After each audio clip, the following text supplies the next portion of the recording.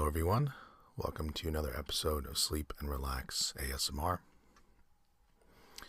This episode we are reading the short story or novel by Richard Connell titled The Most Dangerous Game. It was originally published in 1924.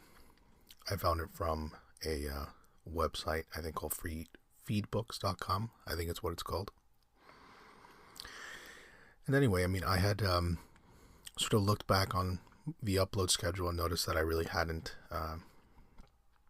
released any short stories or fairy tales or folklore in a while, so figured I would do that. So, as always, I'm not sure if this is the entire story. I believe it is. It's not that long, but I might have to split it up into two parts because just taking a look at it, it's probably going to be maybe 50 minutes, 60 minutes otherwise.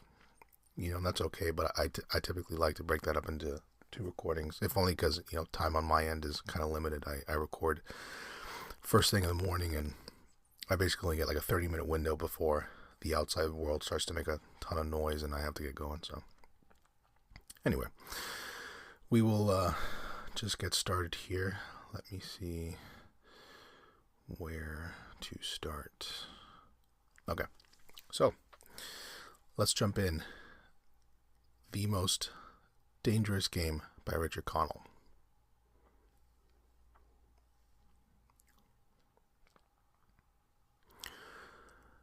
Off there to the right, somewhere, is a large island, said Whitney.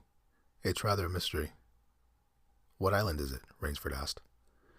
The old chart calls it Ship Trap Island, Whitney replied. A suggestive name, isn't it?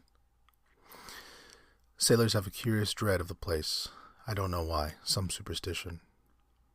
Can't see it, remarked Rainsford, trying to peer through the dank tropical night that was palpable as it pressed its thick, warm blackness in upon the yacht.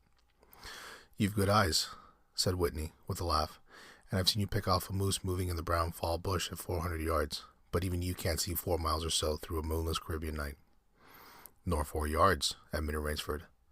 It's like moist black velvet. It will be light enough in Rio, promised Whitney.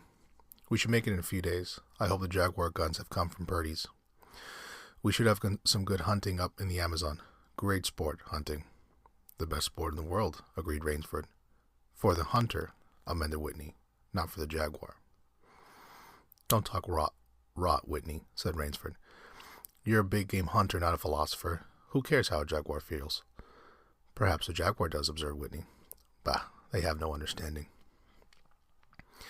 Even so, I rather think they understand one thing. Fear. The fear of pain and the fear of death. Nonsense, said Rainsford. This hot weather's making you soft, Whitney. Be a realist. The world is made up of two classes, the hunters and the huntees. Luckily, you and I are hunters. Do you think we've passed that island yet? As he said. I can't tell in the dark. I hope so. Why? Asked Rainsford. The place has a reputation, a very bad one. Cannibals? Suggested Rainsford. Hardly. Even cannibals wouldn't live in such a god-forsaken place, but it's gone into sailor lore somehow. Didn't you notice that the crew's nerves seemed a bit jumpy today? They were a bit strange now you mention it. Even Captain Nielsen, yes, even that tough-minded old Swede who go up to the devil himself and ask him for a light. Those fishy blue eyes held a look I never saw there before. All I could get out of him was, "This place has an evil name among seafaring men, sir." Then he said to me, very gravely, "Don't you feel anything?" As if the air about us was actually poisonous. Now, you mustn't laugh when I tell you this. I did feel something, like a sudden chill. There was no breeze. The sea was as flat as a plate glass window. We were drawing near the island then. What I felt was a mental chill, a sort of sudden dread. Pure imagination, said Rainsford. One superstitious sailor can taint the whole ship's company with his fear. Maybe. But sometimes I think sailors have an extra sense that tells them when they are in danger. Sometimes I think evil is a tangible thing with wavelengths just as sound and light. An evil place can, so to speak, broadcast vibrations of evil. Anyhow, I'm glad we're getting out of this zone. I think I'll turn in for now, Rainsford. I'm not sleepy, said Rainsford. I'm going to smoke another pipe up on the afterdeck. Good night then, Rainsford. See you at breakfast. Right. Good night, Whitney. There was no sound in the night as Rainsford sat there, but the muffled throb of the engine that drove the yacht swiftly through the darkness, and the swish and ripple of the wash of the propeller. Rainsford, reclining in a steamer chair, indolently puffed on his favorite beer. The sensuous drowsiness of the night was on him. It's so dark, he thought, that I could sleep without closing my eyes. The night would be my eyelids. An abrupt sound startled him. Off to the right he heard it, and his ears, expert in such matters, could not be mistaken. Again he heard the sound, and again. Somewhere off in the blackness someone had fired a gun 3 times. Rainsford sprang up and moved quickly to the rail, mystified. He strained his eyes in the direction from which the reports had come, but it was like trying to see through a blanket. He leaped upon the rail and balanced himself there to get greater elevation. His pipe, striking a rope, was knocked from his mouth. He lunged for it. A short, hoarse cry came from his lips as he realized he had reached too far and he had lost his balance. The cry was pinched off short as the blood-warm waters of the Caribbean Sea closed over his head. He struggled up to the surface and tried to cry out, but the wash from the spreading yacht slapped him in the face, and the salt water in his open mouth made him gag and strangle. Desperately he struck out with his strong strokes after the receding lights of the yacht, but he stopped before he had swum 50 feet. A certain cool-headedness had come to him. It was not the first time he had been in a tight place. There was a chance that his cries could be heard by someone about the yacht, but that chance was slender and grew more slender as the yacht raced on. He wrestled himself out of his clothes and shouted with all his power. The lights of the yacht became faint and ever-vanishing fireflies. They were blotted out entirely by the night. Rainsford remembered the shots. They had come from the right, and doggedly he swam in that direction, swimming with slow, deliberate strokes, conserving his strength. For a seemingly endless time he fought the sea. He began to count his strokes. He could do possibly 100 more. And then Rainsford heard a sound. It came out of the darkness, a high screaming sound, the sound of an animal in an extremity of anguish and terror. Now he did not recognize the animal that made the sound, and he didn't try to. With fresh vitality he swam toward the sound. He heard it again. Then it was cut short by another noise. Crisp. Pistol shot, muttered Rainsford, swimming on. 10 minutes of determined effort brought about another sound to his ears, the most welcome he had ever heard, the muttering and growling of the sea breaking on a rocky shore. He was almost on the rocks before he saw them. On a night less calm he would have been shattered against them. With his remaining strength he dragged himself from the swirling waters. Jagged crags appeared to jut into the opaqueness. He forced himself upward, hand over hand. Gasping, his hands raw, he reached a flat piece at the top. Dense jungle came down to the very edge of the cliffs. What perils that tangle of trees and underbrush might hold for him did not concern Rainsford just then. All he knew was that he was safe from his enemy, the sea, and that utter weariness was on him. He flung himself down to the jungle edge and tumbled headlong into the deepest sleep of his life. When he opened his eyes, he knew from the position of the sun, that it was late in the afternoon. Sleep had given him new vigor. A sharp hunger was picking at him. He looked about him almost cheerfully. Where there are pistol shots, there are men. Where there are men, there is food, he thought. But what kind of men, he wondered, in so forbidding a place? An unbroken front of snarled and ragged jungle fringed the shore. He saw no sign of a trail through the closely knit web of weeds and trees. It was easier to go along the shore, and Rainsford floundered along by the water. Not far from where he landed, he stopped.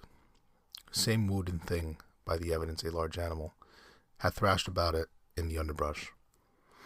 The jungle weeds were crushed down and the moss was lacerated. One patch of weeds was stained crimson.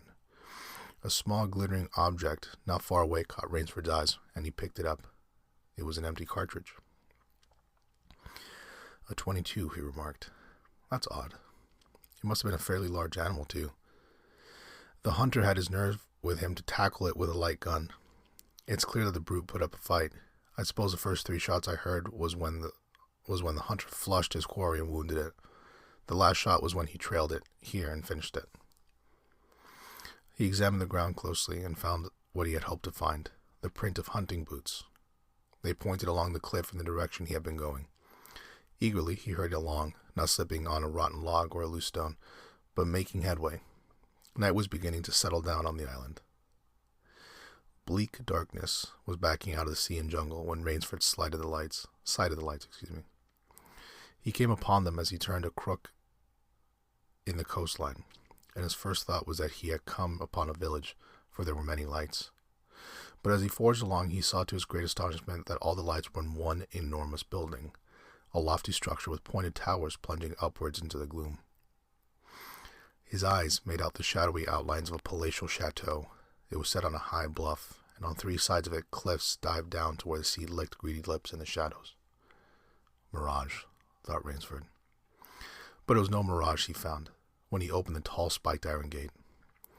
The stone steps were real enough. The massive door with a leaning gargoyle for a knocker was real enough. Yet above it all hung an air of unreality. He lifted the knocker and it creaked up stiffly, as if it had never been used before. He let it fall, and it startled him with its booming loudness. He thought he heard steps within. The door remained closed. Again, Rainsford lifted the heavy knocker and let it fall. The door opened as suddenly as if it were on a spring, and Rainsford stood blinking in the river of glaring gold lights that poured out.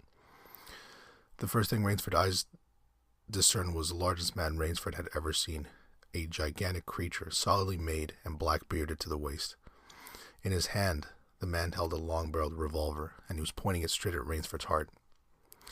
Out of the snarl of beard, 2 small eyes regarded Rainsford. "Don't be alarmed," said Rainsford, with a smile which he held was disarming. "I'm no robber. I fell off a yacht. My name is Sanger Rainsford of New York City." The menacing look in the eyes did not change, the revolver pointing as rigidly as if the giant were a statue. He gave no sign that he understood Rainsford's words, or that he had even heard Rainsford's words. He was dressed in a uniform, a black, trimmed uniform with a gray astracum. Not sure how to say that word. "I'm Sanger Rainsford of New York," Rainsford began again. "I fell off a yacht. I am very hungry." The man's only answer was to raise with his thumb to the hammer of his revolver. Then Rainsford saw the man's free hand go to his forehead, a military salute, and he saw him click his heels together and stand at attention. Another man was coming down the broad marble steps, an erect, slender man in evening clothes. He advanced to Rainsford and held out his hand. In a cultivated voice marked by a slight accent that gave it added precision and deliberateness, he said, "It is a very good pleasure and honor to welcome Mr. Sanger Rainsford, the celebrated hunter, to my home." Automatically, Rainsford shook the man's hand. "I've read your book about hunting snow leopards in Tibet, you see," explained the man. "I am General Zaroff." Rainsford's first impression was that the man was singularly handsome. His second was that there was an original, almost bizarre quality about the general's face. He was a tall man, past middle age, for his hair was a vivid white, but his thick eyebrows and pointed military mustache were as black as the night from which Rainsford had come. His eyes, too, were black and very bright. He had high cheekbones, a sharp-cut nose, a spare, dark face, the face of a man used to giving orders, the face of an aristocrat. Turning to the giant in uniform, the general made a sign. The giant put away his pistol, saluted, and withdrew. "Ivan is an incredibly strong fellow," remarked the general, "but he has a misfortune to be deaf and dumb. A simple fellow, but, I'm afraid like all his race, a bit of a savage." "Is he Russian?" "He is a Cossack," said the general, and his smile showed red lips and pointed teeth. "So am I." "Come," he said, "we shouldn't be chatting here. We can talk later. Now you want clothes, food, rest, you shall have them. This is a most restful spot." Ivan had reappeared, and the general spoke to him with lips that moved but gave forth no sound. "Follow Ivan, if you please, Mr. Rainsford," said the general. "I was about to have my dinner when you came. I'll wait for you. You'll find my clothes will fit you, I think. It was to a huge beam-ceiling bedroom with a canopy bed big enough for 6 men that Rainsford followed the silent giant. Ivan laid out an evening suit, and Rainsford, as he put it on, noticed that it came from a London tailor who ordinarily cut and sewed for none below the rank of duke. The dining room, to which Ivan conducted him, was in many ways remarkable. There was a medieval magnificence about it. It suggested a baronial hall of feudal times, with its oaken panels, its high ceilings, its vast refectory tables, where 20 men could sit down to eat. About the hall were mounted heads of many animals: lions, tigers, elephants, moose, bears, larger, more perfect specimens Rainsford had ever seen. At the great table the general was sitting, alone. "You'll have a cocktail, Mr. Rainsford," he suggested. The cocktail was surpassingly good, and, Rainsford noted, the table appointments were of the finest: the linen, the crystal, the silver, the china. They were eating borscht, the rich red soup with whipped cream, so dear to Russian palates. Half apologetically, General Zaroff said, "We do our best to preserve the amenities of civilization here. Please forgive any lapses. We are well off the beaten track, you know.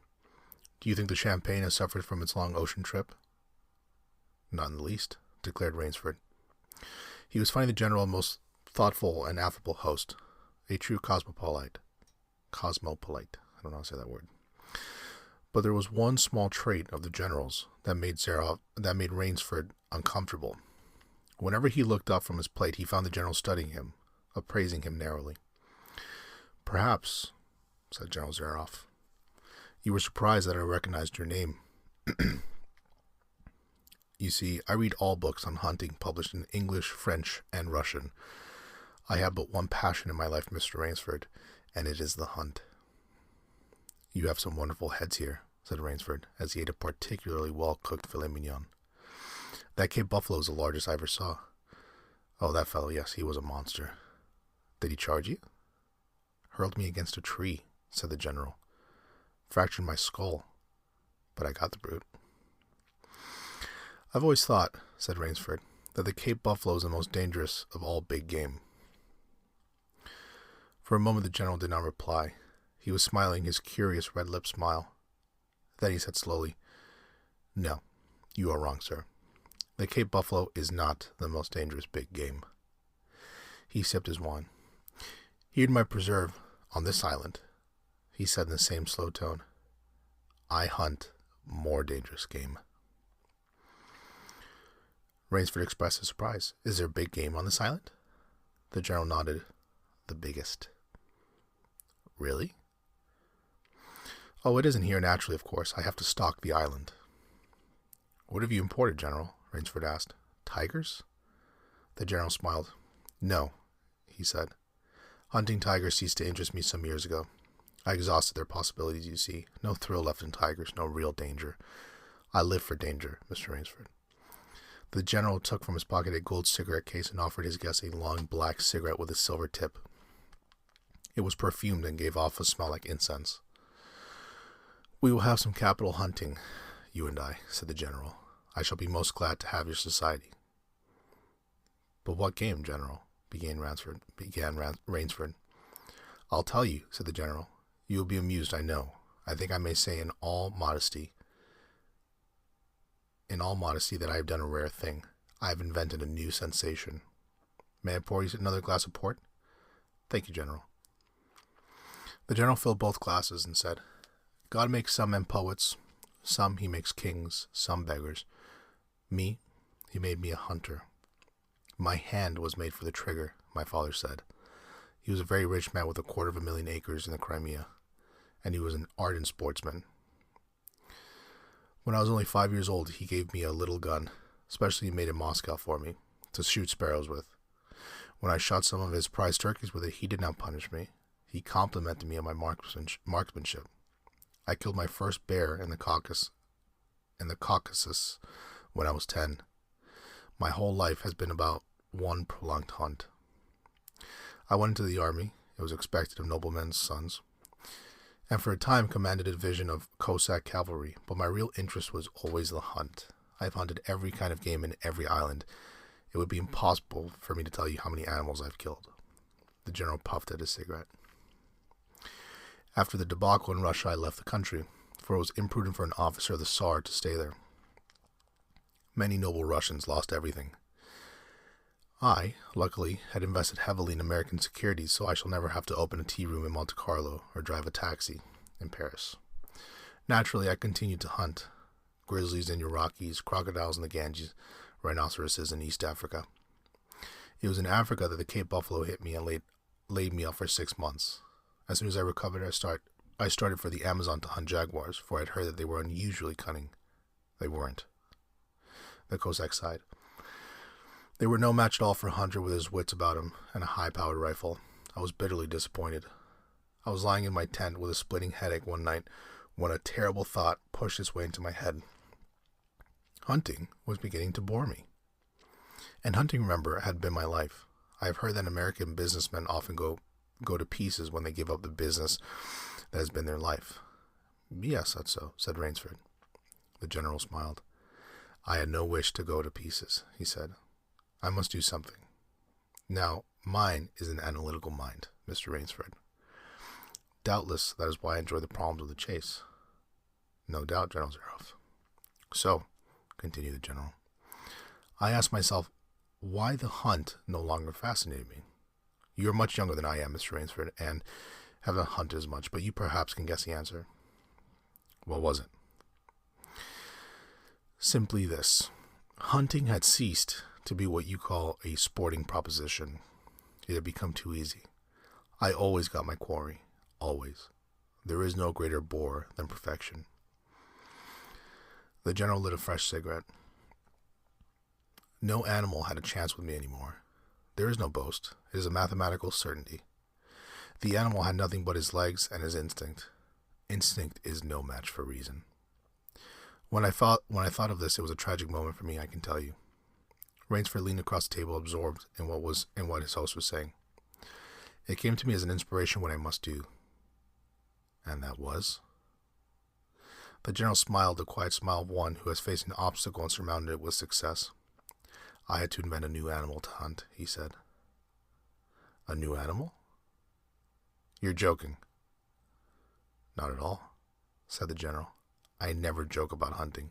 I needed a new animal, I found one. So I bought the island, built this house, and here I do my hunting. The island is perfect for my purposes. There are jungles with a maze of traits in them, hills, swamps. But what's the animal, General Zaroff? Oh, said the general, it supplies me with the most exciting hunt in the world.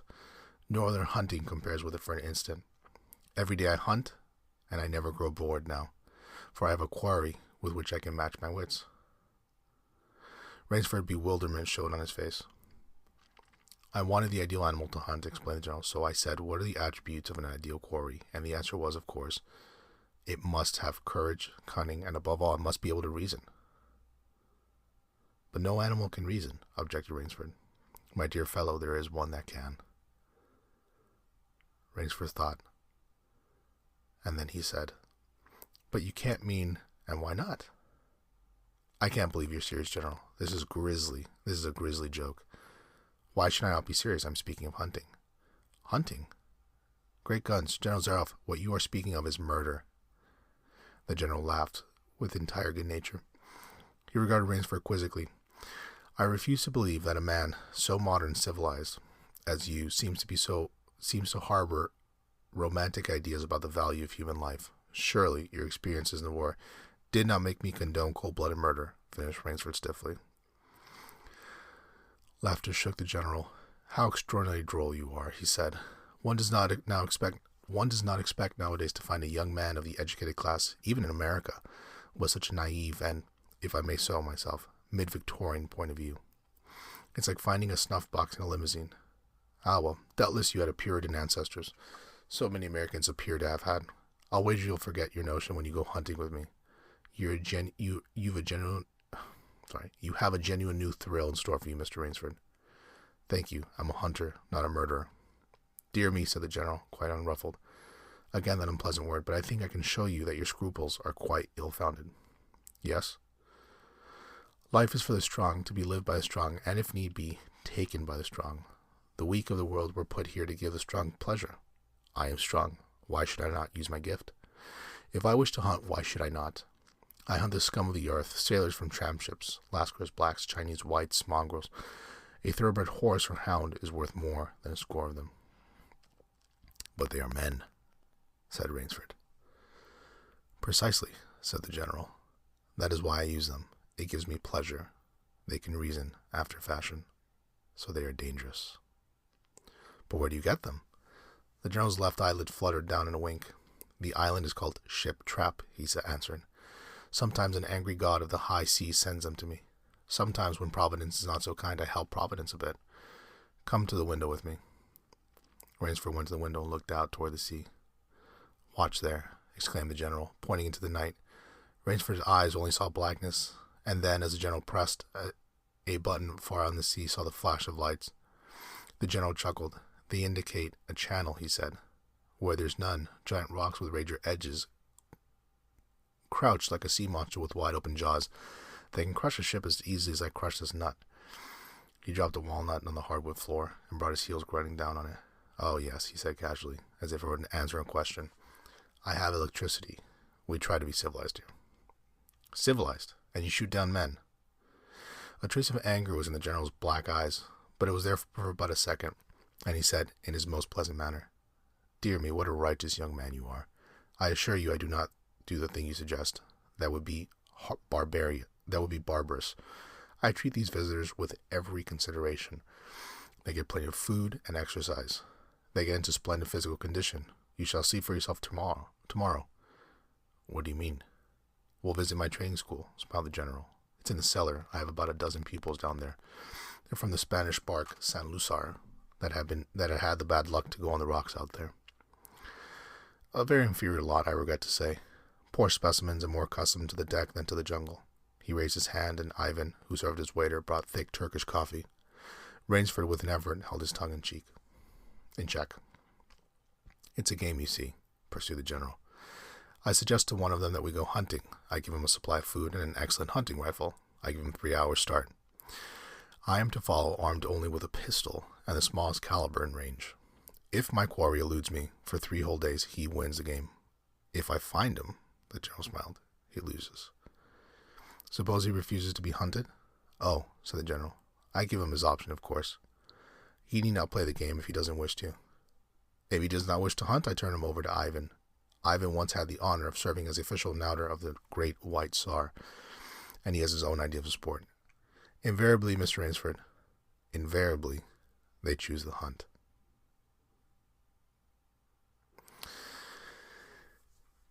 And I think I'm going to leave it right there. Leave it in sort of like a little cliffhanger. I know I hate when TV shows do that to me, but I'm running low on time and do kind of have to get going here. And I think I'm roughly 55% of the way done there, 60%. So this sets us up for the final part to also be a decent-sized episode. So hopefully you guys enjoyed part 1 of The Most Dangerous Game. Really interesting read for me so far. Even though the text is very small and what I'm seeing here, so it's kind of hard for me to read it well, I guess. But anyway, have any questions, have any comments, you can always get in touch with me at hello@sleepandrelax.com. hello@sleepandrelaxasmr.com. You can check out our website, sleepandrelaxasmr.com. And I will definitely release part 2 either next episode or 2 episodes from now. So definitely within the next week, I will have this uploaded for you. So anyway, part 1, Most Dangerous Game. Hope you enjoyed. Thanks as always for listening, and take care.